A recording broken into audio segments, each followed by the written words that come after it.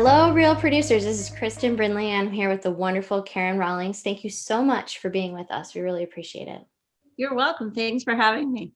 Absolutely. You're our cover story for October. So, DC Metro cover story and page 56 for the October issue.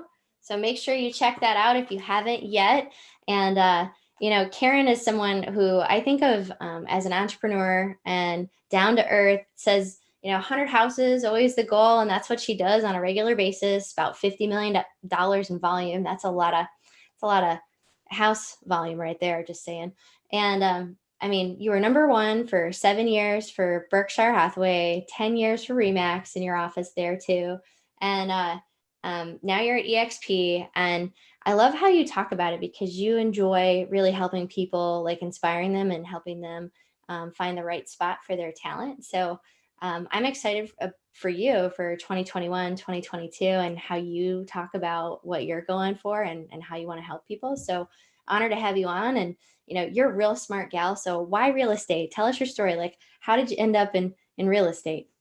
Well, real estate has fascinated me my entire life. So when I was 20, I bought a house and I walked into a little dairy store and they had the little pamphlets on the thing with the pictures of the houses.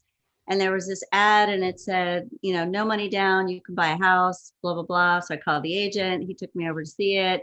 He said, just buy it. And I said, okay. So I filled out the paperwork. And then about 2 days before settlement, he said, you need to bring $2,000 for closing costs. And I said, what are closing costs? And it was like, surprise. So it was no money down except for that little thing. And so I called my mom and I was like, what are closing costs? And she explained it to me. And I went to settlement and I closed. And then I got a big fat refund on April 15th because I owned a house. And I was like, oh my gosh, you get money for owning a house? I was like, this is really cool. And then I thought, you know what? I'm going to get my real estate license because the guy that had sold me the house didn't tell me anything I should have known. He didn't tell me to get a home. I know, no home inspection. Of course, that was 1979. So houses, the real estate industry was very different then. Our contract was one page, front and back. That's it. Wow. No lead paint forms, no asbestos forms, no radon, no home inspection, no agency disclosures, one page, front and back. So I went to real estate school. I was working in DC at the time for the machinist unit as a secretary, and I was going to Maryland University at night. I thought, well, I'll just get my real estate license. This will be fun. So I got my license and then I kind of shifted gears because I wanted to be in journalism. But after I got a taste of real estate, I was like, I think I just want to do real estate. So I opened up my own brokerage in, I think 1985. I was like 27, had about 30 agents working with me. And then when I had kids, I decided I didn't want to manage agents. I just wanted to sell houses. So I went to work for some of the bigger companies and just evolved that way. So it's been a fun ride. That sounds like a great ride, and selling, lots of houses and throughout that ride. What do you think has been the largest challenge for you as a realtor? Largest challenge, probably my husband passed away when my children were young. My youngest was 7. So I had three young kids at home. And then when my husband and I got married, he had 3 kids. Then we made 3 more kids. So I called them my 6-pack. So then he was gone. So I was doing this by myself. And so 3 were out of the house and 3 were in the house. And I guess, raising children, putting food on the table, making sure that you remembered to pick this kid up and that kid up. And, oh my God, I forgot the appraisal. And, oh, there's a walkthrough and I forgot to go to settlement. And, oh, Jeremy's sitting at the soccer field. I better go get him. That kind of thing was probably the most challenging, was raising kids and running a business at the same time. So it was challenging.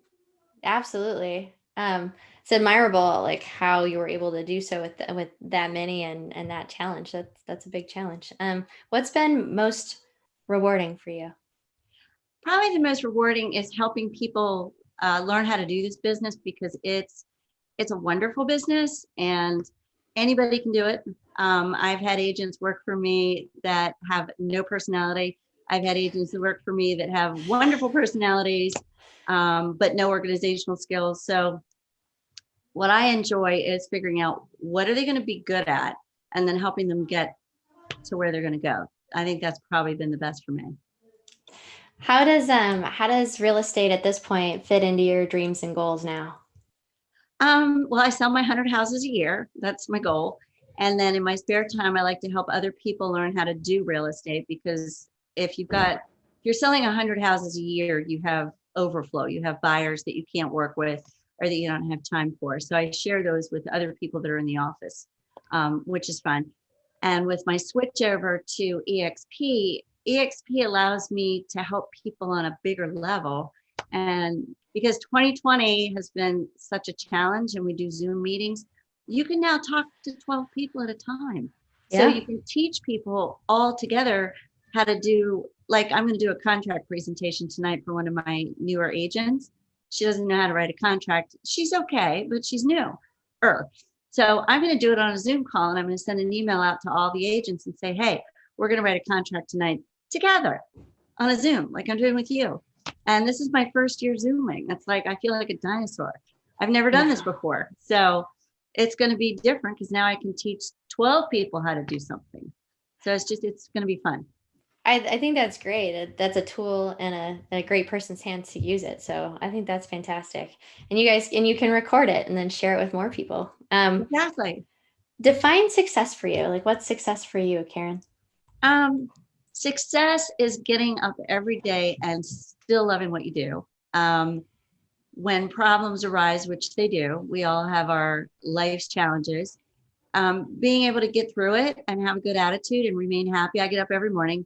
One of the girls that works for me, are we allowed to say girls anymore? One of the ladies that worked for me, she gave me a little poster and it says, it's a beautiful day. I've never seen this one before. So I have it stuck on my wall. Isn't that great? That's great. And so I appreciate every day. I get up and I thank God for my children and my car and my house and my Tempur-Pedic bed and the eggs in the refrigerator. And then I start my day. And I try not to let people get to me. If somebody's mean to me, which is, it happens, I just ignore it. And I figure they're having a bad day for some unknown reason. And I'm just going to roll with it and not let it bother me. So that's a pretty good, that's a pretty successful way to run things. It sounds like your own miracle morning, which I'm a very big fan of. Tell us a little bit more about your family. So that's a passel of kids and, yeah. yeah, what does that look like now? Do you have anybody working They're, with you no, or? they're Yeah. all grown up. They're all grown up. They're all out. So my three, I don't call them stepchildren because they're not stepchildren, they're bonus children because I didn't have to get any stretch marks to get them. Then I've got my three bio kids and they all came from the same dad. So, and his name was Jerry. So I call them Jerry's kids or my six pack. And I'm close to all of them. So I get calls on Mother's Day and Father's Day because I had two hats to wear because their bio mom passed away a long, long time ago. So, it's busy staying in touch with everybody. And then I have my siblings that I'm close to. There were five of us. There were six, but we lost one along the way. So I'm interactive with my siblings on a regular basis. And I have a little bit of family-itis. So my son Jeremy works on the team, my daughter Maggie, my cousin Kathy, my sister Sherry. Did I say Kathy? Who did I leave out? Yeah. If I left someone out, I'm a dead woman. All right. Daughter Maggie, son Jeremy. My niece Jess was working with me for years, but she just moved to Houston. Dang it, maybe she'll come back. My nephew Brian worked for me for 13 years before he got his degree, and then he went to Boeing. And I'm like, oh, I love Brian. My son Michael does my stocks and accounting. My cousin Kathy does my Leisure World project. My sister Sherry does everything. We've been in business for like 35 years together. So I have family-itis. And then I have the agents that are like my extended family that are great. We walk together and hang out together and do things together. It's a nice group of people. That's awesome. What are you currently learning right now, Karen? What's important to you? What are you studying? I'm currently learning. I don't, like you mentioned, do you have a favorite book or movie? Not too much. I learned how to use Netflix. What I'm learning is how it feels to be by myself. COVID has, there's some lonely times because 2 years ago, I moved into my own house. I sold my old house to my daughter and my youngest moved out. So it was just me. So you can't go out and play during COVID. And I'm 62. So some of my friends are over the age of 60. So it's hard to be by yourself. And there's some lonely moments where you have to figure out, how are you going to get through this? Who am I going to eat dinner with tonight? And, I'll call my son up and say, hey, can you go grab some food over at Maggie's house? I don't feel like eating alone tonight. And I'll call my son Dan in Texas, and I'll have my dinner out on the counter. I'll say, Danny, have dinner with me. He's like, okay. So That's awesome. That's fantastic. yeah, so you get through it. And I walk with two of my friends in the morning. So they're both real estate agents with the company. And Deborah and Delilah and I walk every morning, and we're so different. Delilah moved here from Ecuador, so she became a U.S. citizen a few years ago. And Deborah is a Democrat. She's an African-American woman. And I'm a white girl that lives in a bubble, according to Deborah. And I won't tell you what party affiliation I am, but we walk and we joke and we laugh, and it's fun. So you have to change. So I can't go out, and Deborah and I were going to take dance lessons because we're both single, and we thought, oh, it'll be great. We can, go meet a guy and take some dance lessons and go to Glen Echo on Friday nights. And then COVID hit. And I was like, so anyway, so we walk. You just learn to adapt to different things. You learn to Zoom call. I learned how to do it, and my daughter had to come over and set it up for me today because I couldn't figure out how to turn it on. And I was 6 minutes late for that. So you learn how to be flexible and, kind of roll with things because that's what you have to do. Absolutely. You adapt and you just keep going. And I feel like you've done that throughout your career. When we did our interview, you had me in stitches on a regular basis too. So like, what do you feel sets you apart, makes you different? Your daughter's 7, right? Yeah. Have you seen the movie? I think it's Finding Nemo or Nemo. Oh, yes. Yeah. The little fish guy. Okay. So there's this fish on there, and her name's Dory. And she's always going, just keep swimming, just keep swimming. Oh, yes, she does. Yes. And so I just keep going. I've been knocked off my skateboard a few times in my life, and you get back up and you figure there's a reason. And, we're here for, maybe 100 years, and then we're not. And so you have to make the best of things while you're here. And I believe you're supposed to learn things and grow from them and help people. And I don't know, everybody's got their calling. I would say some people maybe shouldn't help people. They should just stay over in their corner doing whatever it is they're good at, because everybody has a talent. Everybody has a talent.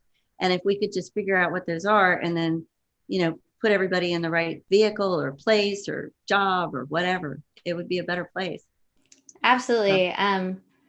I believe very much in the miracle morning and raising the consciousness of humanity. And if everyone is using their talents, that will raise humanity anyway. So I feel I feel like that's the highest hope we can have. What do you feel has been like the biggest reason or reasons for your success? I feel like that led pretty well into that. That's probably the influence of my father. He didn't share like a lot of stories with me, but his family came over here around 1920, and they were from Canada. So they didn't speak great English. They spoke French. And my dad was not a big man. He was maybe 5'5", maybe 120, didn't speak English, had dark skin, had small bones like me, was picked on. His mother was a hard worker, but very hard on her kids. They lost their house during the Depression. He moved to Washington after the war and met my mom. And, I watched what he did throughout his life, and he was a brilliant guy. I mean, he after the war, he went to Catholic University, got his degree in engineering. He has 10 patents for designing things. And so he's a brilliant guy. So I guess from him, I was always like, be your best, do your best. You might not have this skill, but you might have that skill. Work hard, play hard. And he used to say, pay now, play later. That was his motto. So I did. I paid a lot of dues, and someday I'll get to play, like maybe next year. Anyway, good, strong work ethic from that guy. And he lived to be 94. Woo, Ooh, hey, Yeah, mom was that's 90 a and win. dad was 94. It's good. 90 and 94. Hey, that says good things for you and your kids there. That says good things for you. Um, I feel like those are great lessons. You learned a lot of great lessons from your dad. What do you think has been your largest or your biggest failure, and what did you learn from it? Biggest failure. So I spent, I guess, 30 years, 20 or 30 years buying houses. And like every year I would buy another house. It was like playing Monopoly. And and then in 2005, I got involved in a commercial real estate project, and I should have stayed in residential. Stay with what you know. So I got into a commercial real estate project, and I did not do what I would call my due diligence. I should have had an accountant, an attorney, and an advisor um, giving me more input. And so we were putting together 4 parcels of real estate where we were going to build like mixed use town center properties. And so I put probably $1 million of my own money into it, but I also put money of other people's into it. And it was going to be a brilliant project.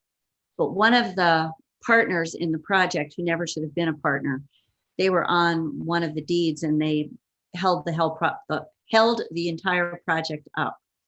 So they refused to close. They wanted to have a larger profit. And because of the way it was configured legally, I couldn't do anything about it. So we had to go to court. The problem was that we went to court, and even though we won, the outcome was a win in some people's mind. That was the year that the real estate market started to turn and go the other way. So it was like 2005, 6, 7. So I wasn't aware that commercial lenders could just take your property from you, even if you were making your payments. So I learned that the hard way. They called me up and they said, hey, Karen, we're going to call your loan. I said, what are you going to call it? And they said, oh God. and they said, we're going to call it due. And I said, you can't do that. And they said, well, we can, and we are. So in commercial real estate, if the property's value drops, the banks can call the loans, and they did. So they basically took my entire monopoly board away from me. And I was like, well, that's not a good day. So, but we'll rebuild. So it was I would say it was a rough, very rough 5 years. And this was a few years after my husband had passed away. So it was just sort of like one thing after another. And I was like, well, you know, Henry Ford had problems and almost lost Ford, and President Lincoln had a heck of a time. And other people have had problems throughout history, but I don't think Colonel Sanders started his chicken thing, Kentucky Fried Chicken, until he was 72. So I was like, well, I'm face planting at 52. That's okay. Won't last forever. And it didn't. And my kids were fine. I wasn't sick. So many more people on the planet, close friends of mine, have been through much harder times. Mine was just monopoly. Close it, put it on the shelf, come back and play it again. But all the kids were healthy. So it was fine. And then I just learned how to sell more houses, because through any kind of bad thing that happens to you, you can either, turn lemons into lemonade, or you can just cry about it. So I had to do better marketing to make those payments on the project for 2 years while we were in court, because we couldn't build, we couldn't do anything. The developer walked away. I was making these huge payments. So in order to make the huge payments, I had to become better at real estate. And that's when my sales probably went from 50 a year, which was good. I doubled it. So, and then I could teach other people how to double it. It's interesting, the failing forward and all the lessons and the things that we learn as we're doing it. And your resilience shines through. I love what you said. And Colonel Sanders is one of my favorite, 1,000 times told no, living on a couch, amazing story too. Well, what is one thing that you've done that you feel other real producers absolutely should do? Probably help other people. I think everybody that has come to me that has wanted to learn how to sell real estate, because people just call me and say, hey, can I, what are you doing? Can I ask you a question? Yeah. And I'm like, sure. I have agents call me from other brokerages and say, hey, Karen, I can't find my broker. Can I put this clause in the contract, blah, blah, blah? Because I just like people and I like helping people. If you I help love one it. person do better, it just makes the world a better place, right? It does. And I believe in karma too. You have a lot of good things coming. What is the greatest lesson you feel you've ever learned? Um, Probably just get back up, get back on the horse. Thomas Edison, I think he did 2,000 experiments on his light bulb before he made his light bulb. I hope I don't have to sell or fail 2,000 times, 2,000 times just to, but now I think I'm at probably the best place I've been in my whole career. Um, I missed my kids being little, I have to say. And this year's been hard. It's been so hard. I drive past the soccer field at the high school and I cry. And it's not the soccer field, it's the football field. But they also played soccer on the football field. And that's where my daughter cheered. And all my kids went there. And now they're all grown up. But what breaks my heart is all the juniors and seniors this year. They can't go to their dances and they can't play their games. And I cry. So this has been a really hard year. It's like roller coaster emotions. Yeah, well, and you care about people, so that makes sense to me. Yeah. What do you want to be remembered for, Karen? Like what is it you want to be remembered for? Um, Probably being kind to people and being compassionate.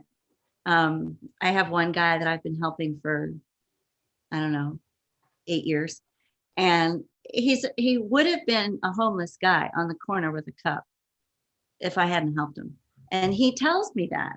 He called me a couple days ago and I got him, I found him housing and he wasn't eligible for anything because he was 57 and he wasn't, there were no programs. So this was like 8 years ago. So I put him in my vacant foreclosed homes.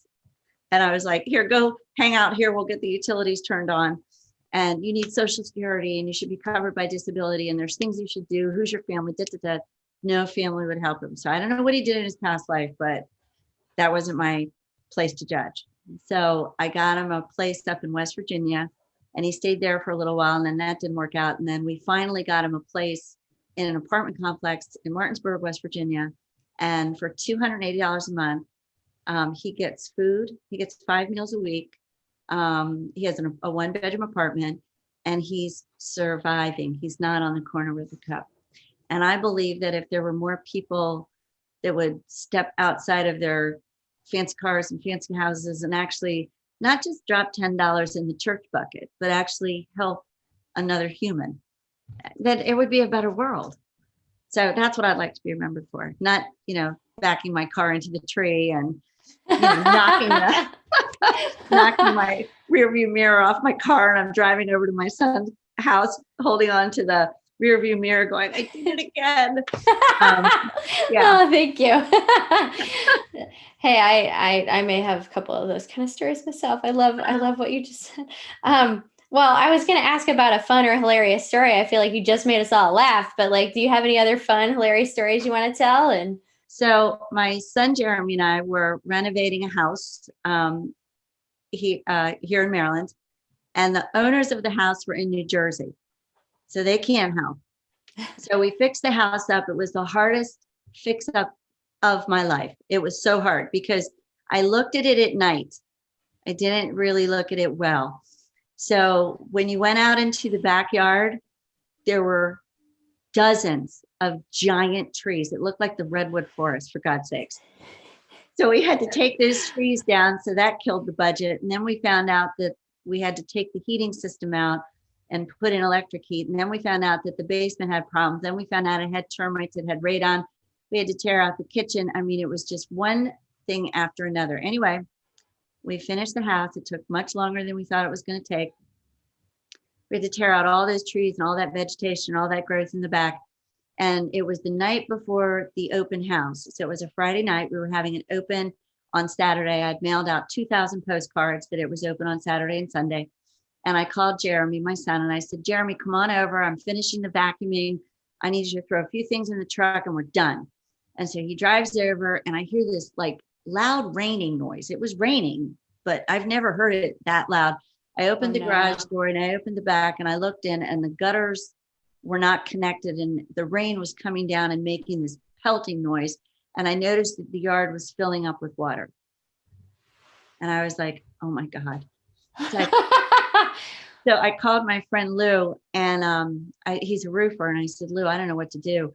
He said, well, I don't know if I can help you today, Karen, because my wife just had surgery on her mouth, and we're just going to go home. And I said, is she in the car with you? And he said, yeah. And I said, I will just leave her in the car with you. Just bring her to the house, and you get out of the house and tell me what to do with this. And at this point, I'm crying. I'm covered in mud. I'm crying, and the yard is literally filling up inch by inch by inch. And I guess when we took down all the trees, the grading wasn't done and the gutters weren't this. And so Lou goes, okay. He goes, well, just in the meantime, he says, the gutters are probably clogged and that's what's causing it. He says, tell Jeremy to get on the roof and put a hose down the gutters and it'll make it go away. And I said, Lou, it's a thunder and lightning storm. And he goes, that's okay. He'll be fine. So I said, fine. So Jeremy gets on top of the roof and he starts cleaning the gutters and the water's still rising. And I'm covered in mud and I've got straw all over me and I'm a mess. And so Lou said, we're going to go. He said, go to the store and get this pump thing. And I said, no, Lou, I'm not doing it. I can't. I'm a mess. You go do it. So he goes and he says, all right, I'll do it. So he goes and he gets the pump and we start pumping out the yard. And Jeremy and I are crawling underneath the deck like two sea urchins. And we're digging out the mud from under the deck because the water was an inch away from the window where it would have gone into the nicely newly finished basement. So we trenched the yard, we pulled the water away from the deck, we're crawling around. And then I had to go back that night at like 11 o'clock at night to make sure the pump was still pumping and the water was still moving away from the house. And then the next morning we went over and we got straw. I put all the straw in the back of my car, which you should never do because straw yeah, no, that's hard to get out. So it's now like 90 degrees. We're putting straw all over the yard. We pulled it off. We stopped the flooding. We retrenched it so that the water was going where it was supposed to go. We put the gutter extenders on. It's now noon. It's 95 degrees. I'm sweating. I'm covered in sweat and mud. I was under the deck washing the windows because I was the only one that could fit under the deck. It was about 18 inches and I had to squat down and crawl under it. And we finished it. And then I called my cousin Kathy and I said, Kathy, run over to this house and start the open. I need to go home and take a shower because now it's 45 minutes away from open house time. So I went home, I took my shower, I came back, I was ready. I was like, hi, come on in. Great house. Nothing happened. Nothing happened. It was awful. And we sold it. We got multiple offers. It sold. Everything was wonderful. Oh my God. Is that a horrible story? That's you. Well, I laughed several times and that's another story of resilience. Like, well, whatever has to be done when you're the entrepreneur and you're the kicking realtor, you figure it out. Yeah. Do it. Yeah. Yeah. No, it's an honor to have you on, Karen. And, everybody heard it here at Real Producers and, thank you very much for being our cover and being part of Real Producers, Karen. Well, I love the Real Producers thing. I don't know if I told you this, but one of the things that drew me to you was when I started reading about what this Real Producers thing is that you promote other businesses and you all work together. And I built my business kind of doing that. And so when I saw that, I was like, I need to find out more about this because it's like I scratch your back, you scratch my back. Everybody's working together. I'm so sad of this COVID thing because I can't go to any of these things, the events, but I promise when this COVID stuff's gone, I'll come to the events because they look like fun. My daughter had a baby in May. And so I want to see the kids. And so I'm really careful about going out, but I love the collaboration, the working with all different people and reading the articles. And it's been fun. So thank you for including me in the family. Absolutely. No, I appreciate the heck out of you. Thank you, Karen. You're welcome.